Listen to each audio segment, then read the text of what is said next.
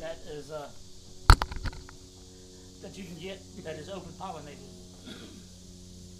So whenever you see a bee that's feeding somewhere, she's not interested in stinging you or anything. She's just got a job to do. And that's to take it back to the hive, whether she's collecting nectar or pollen. Has to get it back to the hive to feed young, to feed the brood that's going to be coming out, and the larvae. So they're always busy. Bees at this time of year are starting to be a little more, but usually it's like 45 days is all they live. They only have like 2 weeks that they really go out and forage for pollen and nectar. A bee will make like 1/12 of a teaspoon in his whole life of honey. It's not very much. So, whenever you're enjoying honey on anything, probably quite a few bees there that did it. Chappie was talking about maybe swarming, that somebody would go on swarming a little bit. Swarm happens early in the year. When they come out of winter, they usually produce another queen inside the hive. So there's 2 queens there. One queen will leave. 9 times out of 10 it'll be the old queen. She'll leave, and she'll take probably 50 to 60% of the bees with her. But she's already laying eggs, so as soon as they get somewhere they can start building combs, she can start laying eggs right away.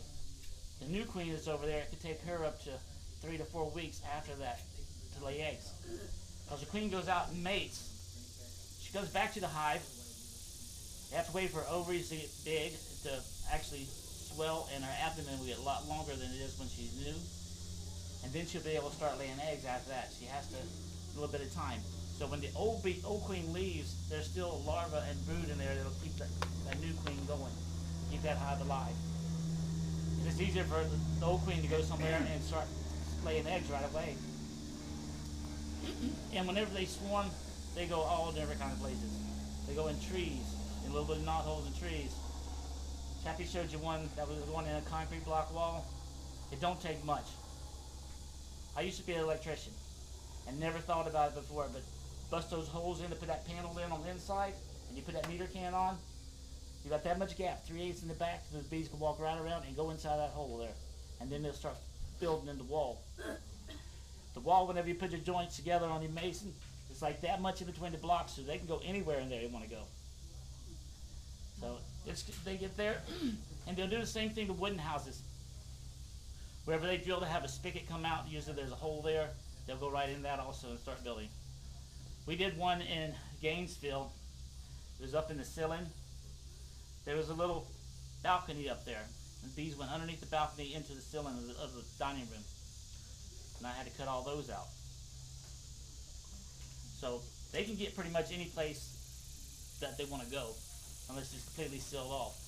I remove a lot of bees every year, and when I finish, I seal up the hole and everything. When it comes like January, February, March, usually I get a call from this homeowner saying the bees are back.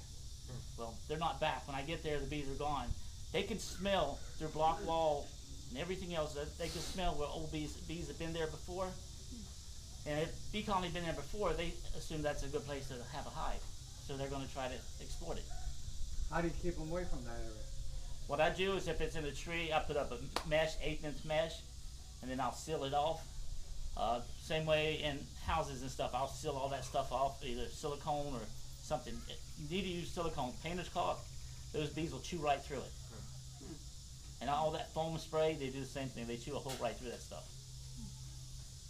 So, but if you make it real secure by putting the 1/8" screen on, that's what we use on the bottom of our hives to let the varroa mites fall to the ground. So the bee can't get through that. So I have pieces of it I'll just put up wherever. If it's on a tree, I'll put it over a tree, and then I'll put a paste or concrete or something over top of it so it's not open anymore. So, because if it's open, it's just going to have that bugs and stuff in there, and it's going to start eating and making a mess. Whenever we collect swarms or bees or in a colony, underneath those bees, there's ecosystem. It's all black and moldy and stuff, and it's got bugs and larvae and everything else chewing through it. Those bees has that. What they do is when any of the beetles or the mites fall down into that stuff, that quagmire, they just eat them up.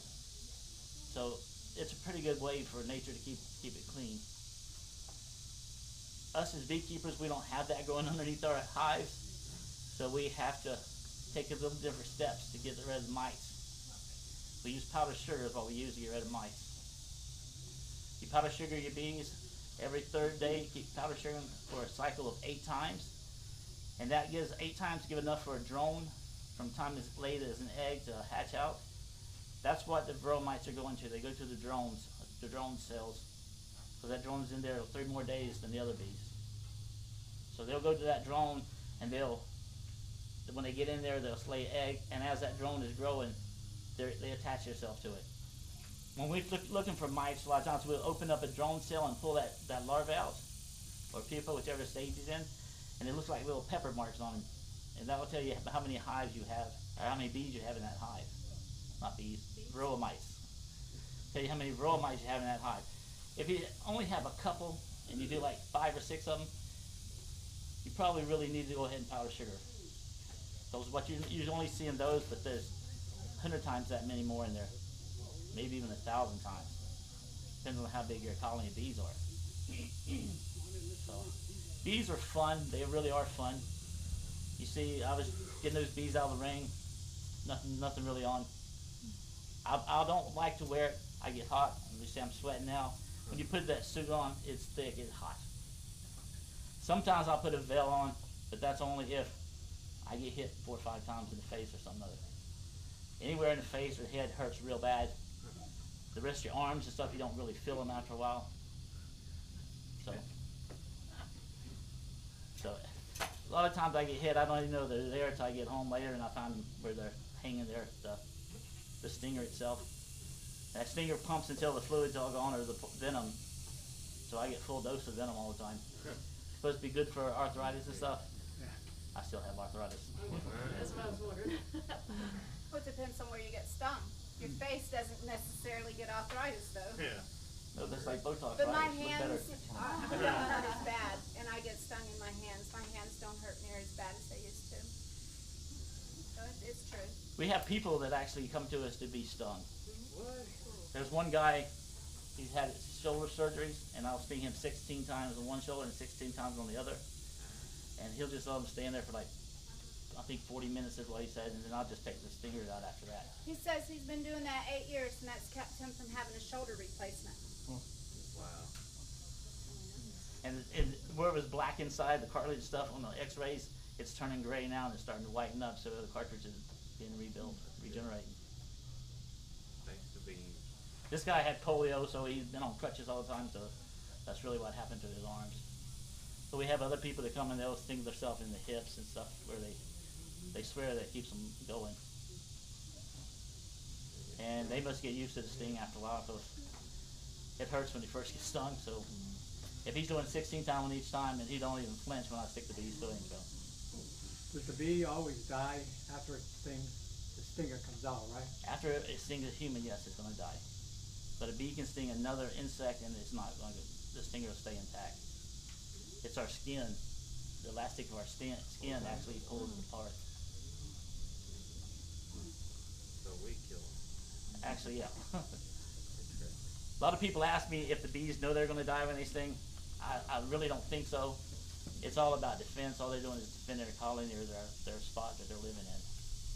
It seems like they rip off the back part of the body, you know. So That's what happened. And the venom sac is still there. If you look at it, you'll still see pumping. It's still pumping venom in. We have people that, when I sting them, they'll put like an ice pack on there, and it'll stay on there like 10, 15 minutes, and then they'll take the stinger out, especially in the wrist and stuff.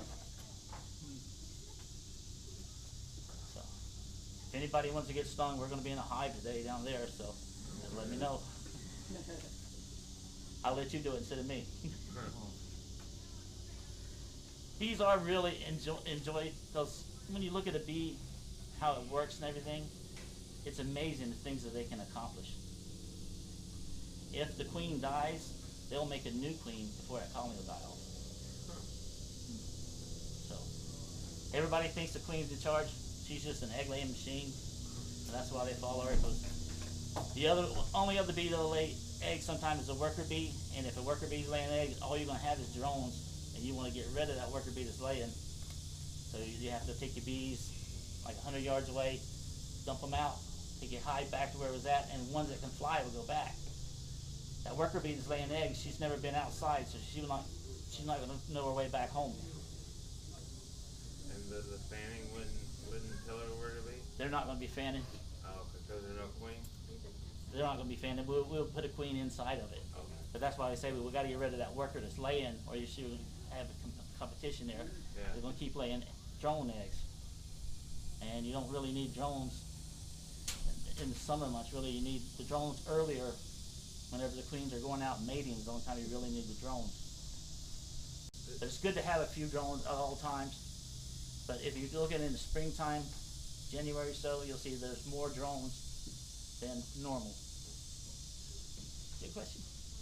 Can they mate, or can the queen mate with one of her, like, if she has drones in her hive, Oh, can she mate with them? No, she cannot. If she mates with them, the other worker bees can tell that was one of her offspring, and they'll kill that. Oh, wow. How long will she stay fertile after she's... Her whole life, which used to last 8 to 9 years, but we're getting about 2-3 years out of them now. She'll go out and she'll mate with about 30, 40 drones, and go back to the colony, and then she'll hold that semen the whole time. But they're not out of her hive, though. The drones she breeds. Now there's a drone congregation we don't know exactly where it's at, but it's up there, and the queen will fly to that, and she'll start darting through it, and those drones will hook up with her in the air, and it makes an audible pop because it actually pulls this hind section out too. You can actually hear it, yeah. You can actually hear it, and you'll see I've seen it in a grove where I used to be at before. You can see a dark area, and you'll see her darting through it, and you can hear it.